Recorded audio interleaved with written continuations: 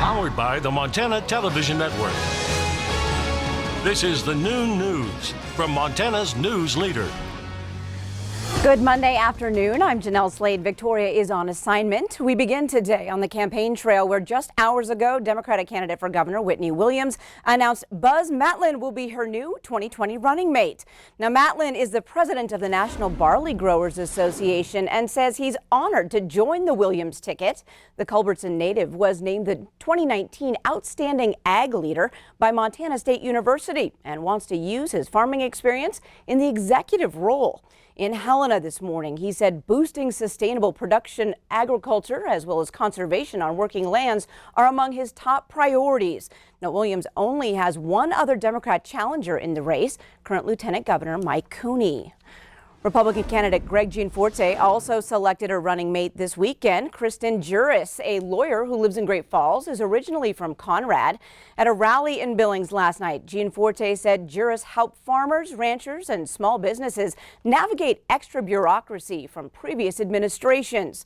The running mates appeared on Montana This Morning in Billings, where Juris spoke about growing up in rural Montana.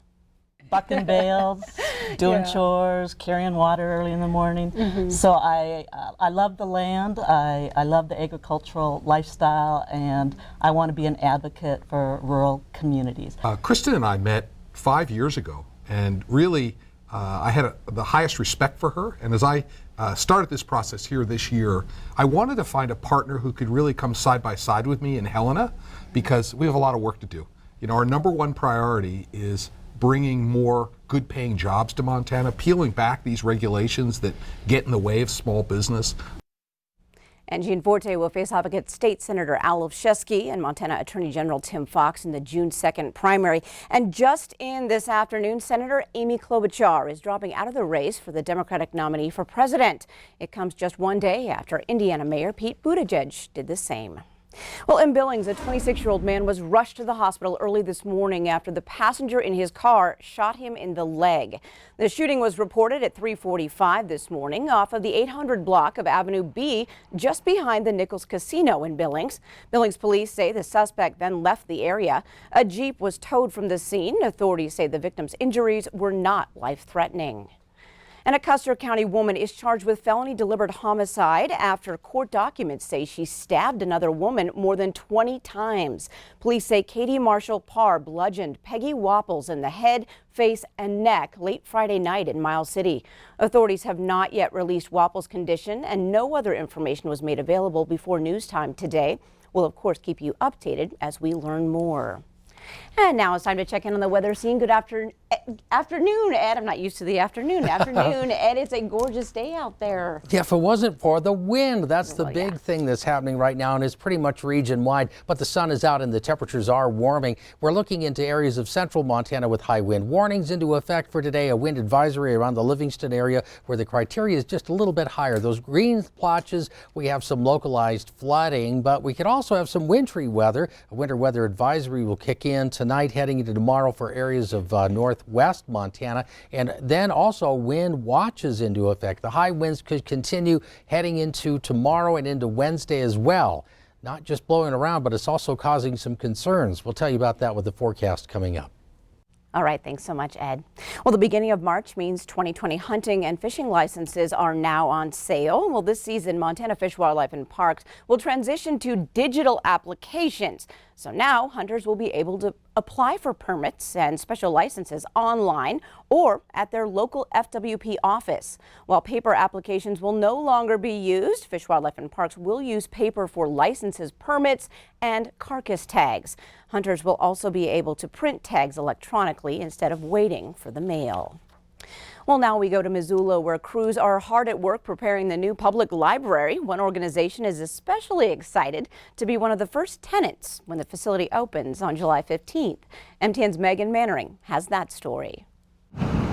Tucked away on 500 North Higgins Avenue sits the old Missoulian building. So newsboys used to come here at like 5 o'clock in the morning and load out papers through those dock doors. For the last 30 years, Missoula's community media resource has called this hideaway home.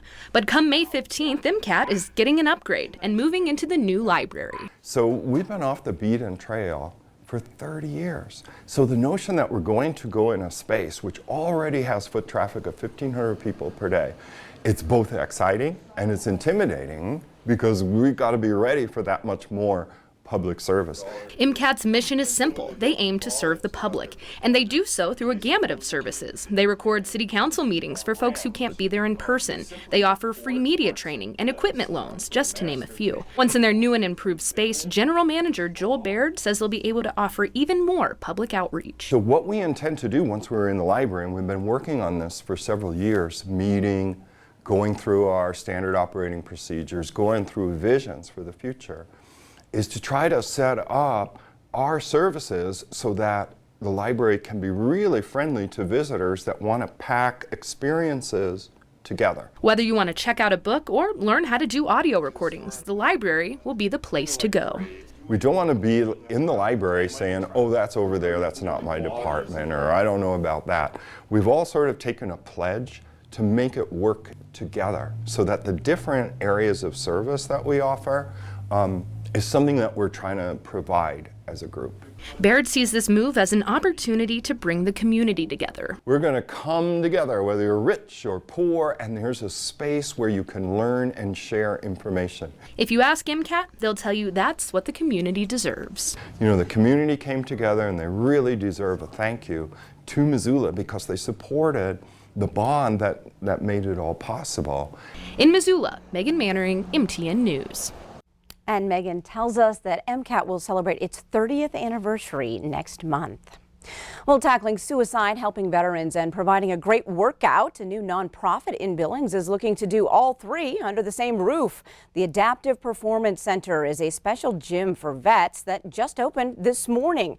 One of the facility founders is both a mental health therapist and a personal trainer. She and the co-owner say fitness can really benefit some vets returning from duty. Overall, they say they want the center to be a community for those who may not always ask for help. A vet can come in, meet with other vets, and just talk about their problems. They don't need to come in and lift here. They can just sit out on the lounge, have a cup of coffee, and if they're having some problems, talk about it. The Adaptive Performance Center will be open to active and retired military personnel. And we have more news ahead on the statewide Noon News. A store steeped in nostalgia will take you to Great Falls, where one man's love of film is keeping an age-old tradition alive. The time now is 12:07, but first, Ed's up next with the statewide weather forecast.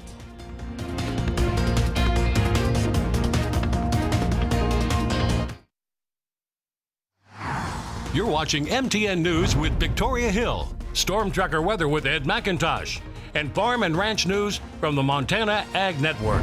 This is the Noon News on Q2, Montana's news leader.